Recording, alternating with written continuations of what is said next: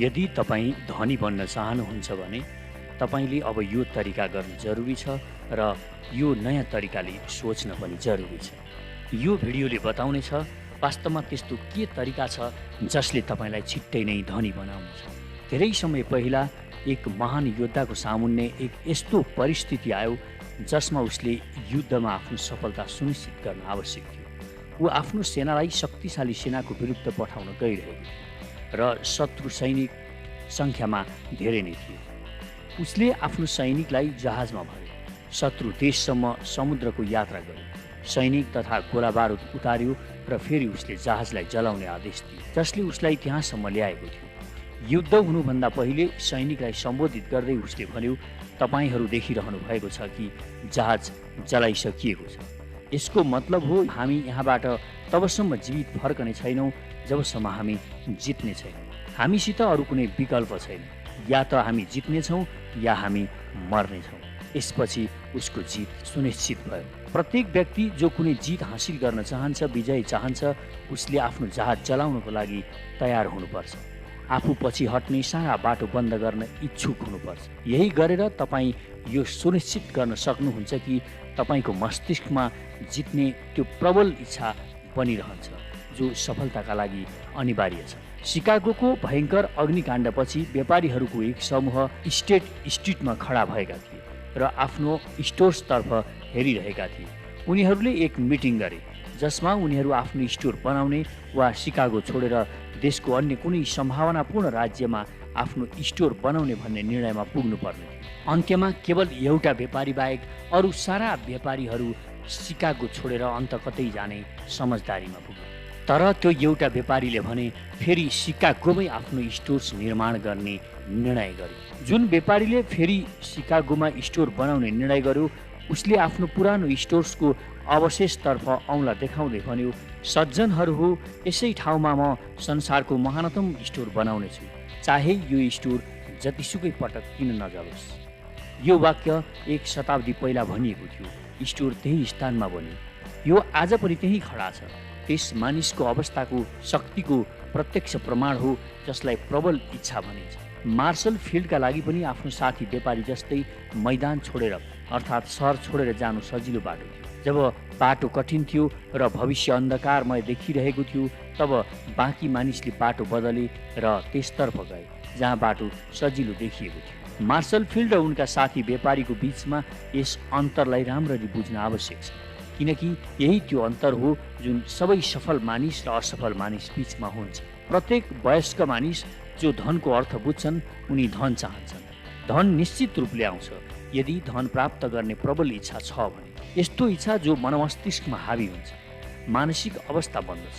धन हासिल गर्ने योजना बनाइन्छ या निश्चित तरिका खोजिन्छ र यो योजनामा दृढता र लगनले जुटिरहन्छ र असफलतालाई पहिचान गर्न इन्कार गरिन्छ। प्रबल इच्छालाई सुनमा बदल्ने 6 तरिका। सम्पन्नताको प्रबल इच्छालाई वास्तविकतामा बदल्ने 6 तरिकाहरू यस प्रकार रहेका छन् जुन प्र्याक्टिकल रहेका छन्। पहिलो, आफ्नो मस्तिष्कमा पैसाको निश्चित मात्रा सोच्नुहोस् जसलाई प्राप्त गर्ने तपाईँमा प्रबल इच्छा छ। केवल यति मात्र भन्नु पर्याप्त हुँदैन, म प्रशस्त पैसा चाहन्छु। कुनै निश्चित रकम सोच्नुहोस्।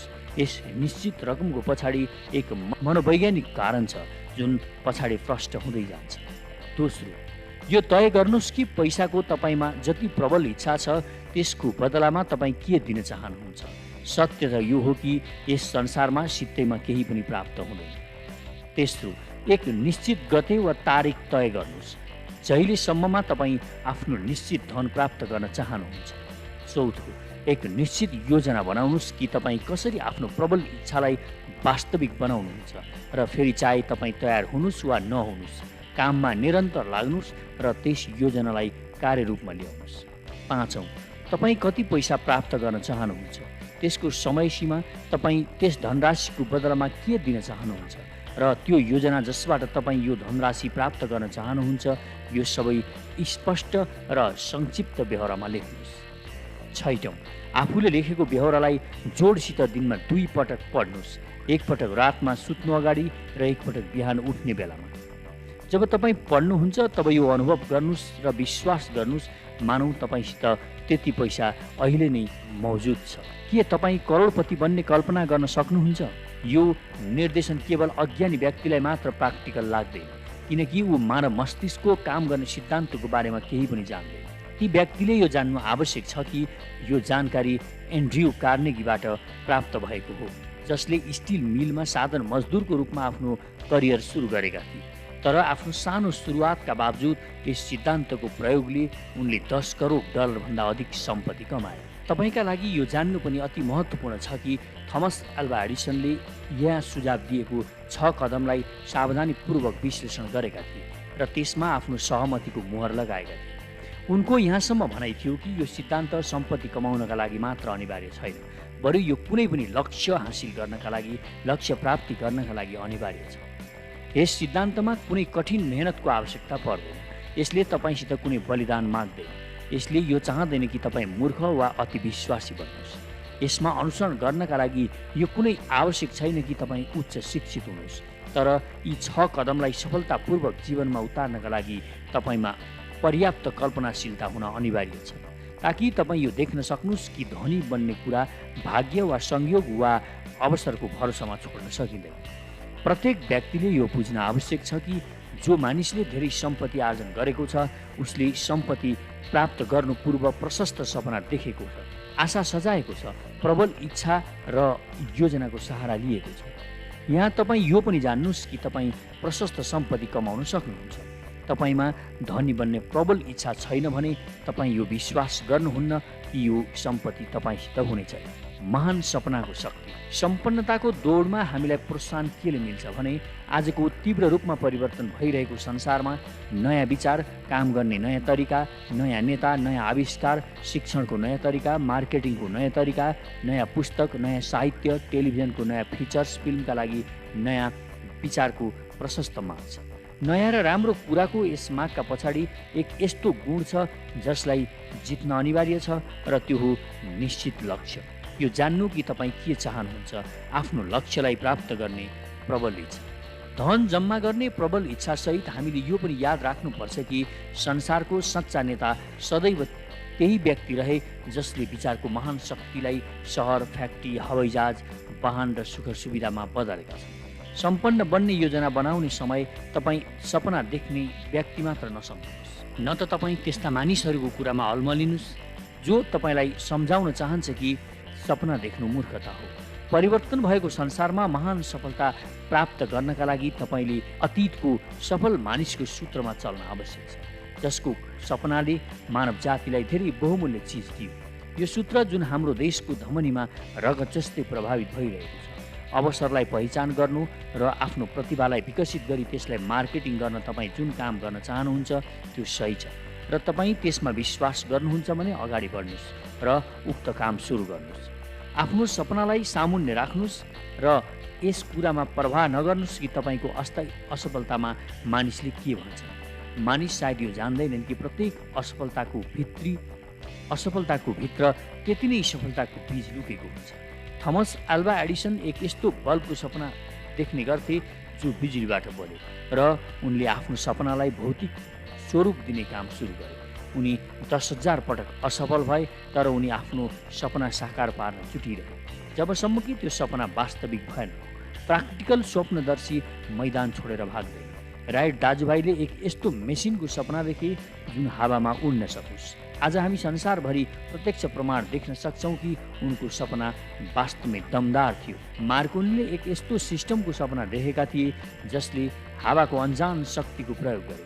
संसारको प्रत्येक रेडियो र टेलिभिजन सेटमा हामीलाई यस कुराको प्रमाण मिल्छ कि उनको सपना व्यर्थ थिएन।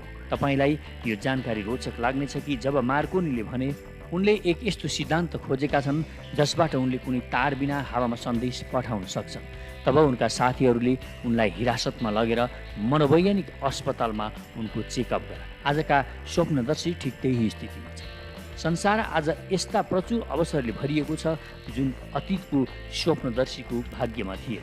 आफ्नो सपनालाई कसरी उच्च राख्नु, बन्ने र गर्ने प्रबल इच्छा त्यो सुरुवातको बिन्दु हो जहाँबाट स्वप्नदर्शी आफूमाथिको यात्रा सुरु गर्नेछ। महत्त्वाकांक्षाको अभाव, उदासीनता र आलस्यबाट सपना उत्पन्न हुँदैन।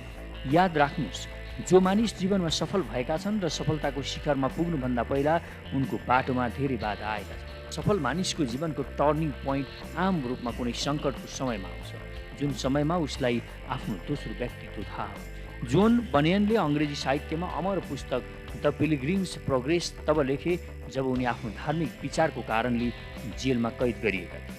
ओ हेनरीले आफ्नो मस्तिष्कमा सुतेको प्रतिभालाई तब जाने जब उनमा दुर्भाग्यको पहाड टुट्यो र उनलाई ओहियाको जेलखानामा राखियो। दुर्भाग्यको कारण नै उनलाई आफ्नो दोस्रो व्यक्तित्वबाट परिचित हुने अवसर मिल्यो र उनी त्यसका लागि विवश हुनु पनि पर्यो। र आफ्नो कल्पनाशीलताको प्रयोगबाट उनले यो थाहा पाए कि उनी दुखी, अपराधी र असम्मानित व्यक्तिको सट्टा महान लेखक बन्न सक्छन्। चार्ल्स डिकेन्स सुरुमा बोतलमा लेबल टाँस्ने काम गर्थे। पहिलो प्रेमको असफलताले उनको आत्मामा गहिरो छाप पर्यो र उनलाई विश्वको महानतम लेखकको श्रेणीमा ल्याएर खडा गर्यो। यस त्रासदीको कारणले पहिलो डेभिड कपरफिल्ड लेखे र यसपछि अन्य उपन्यास लेखे जसले पाठकको जीवनलाई अझ समृद्ध बनायो। हेलेन केलर जन्मिएको केही समयपछि बहिरी, लाटी र अन्धी बने। आफ्नो महानतम दुर्भाग्यका बावजुद उनी इतिहासको एक महानतम मानिसका रूपमा परिचित भए। उनको पुरा जीवन यस कुराको प्रमाण हो कि कोही पनि व्यक्ति तबसम्म हार्दैन जबसम्म कि ऊ आफ्नो हारलाई सत्यको रूपमा स्वीकार गर्दैन। रोबर्ट वन्स एक अशिक्षित युवक थिए। उनी गरिबीको जीवन बाँच्नका लागि अभिशप्त थिए। यसै कारणले उनले रक्सी सेवन गर्न थाले। तर उनको कारण आज संसार पहिलेको भन्दा राम्रो छ, किनकि उनले आफ्नो विचारलाई कवितामा बदलिदिए र काँडा उखेलेर त्यसको ठाउँमा गुलाब रोपिदिए। बिथोभन बहिरा थिए, मिल्टन अन्धा थिए, तर उनको नाम अमर छ किनकि उनले सपना देखे र ती सपनालाई क्रमबद्ध विचारमा बदलिदिए। कुनै चिजको चाहना राख्ने र त्यसका लागि तयार रहनुमा फरक हुन्छ। कोही पनि व्यक्ति कुनै कुरा प्राप्त गर्नका लागि तबसम्म तयार हुँदैन जबसम्म कि उसलाई यो प्राप्त गर्ने विश्वास हुँदैन। यो मानसिक अवस्था कामना र आशाको होइन, बरु विश्वासको मानसिक अवस्था हुन्छ। विश्वासको निमित्त तपाईँले आफ्नो मस्तिष्कलाई खुला राख्नुपर्छ। बन्द मस्तिष्कमा न त आस्था हुन्छ न त साहस र विश्वास नै। याद राख्नुहोस्, जीवनमा आफ्नो लक्ष्य उच्च राख्नका लागि, सम्पन्नता र समृद्धिको लक्ष्य बनाउनका लागि तपाईँले गरिबी र दुःखको लक्ष्य बनाउनुको तुलनामा बढी प्रयास गर्नुपर्छ। Napoleon Hill, think and grow rich. Breaking news मात्र होइन, विज्ञान, खगोल विज्ञान, इतिहास, कथा, आत्मकथा र जीवनीका साथै ब्रह्माण्डका रहस्यहरू अनि जीवन र जगतका अनेक रोचक प्रसङ्गहरू यस च्यानल न्युज फटाफटमा प्रस्तुत हुने गर्छन्। यस्तै भिडियोको लागि हामीलाई सब्स्क्राइब गर्नुहोला र नयाँ भिडियो सर्वप्रथम हेर्नका लागि नोटिफिकेसन प्राप्त गर्न बेल आइकन पनि दबाउनुहोला।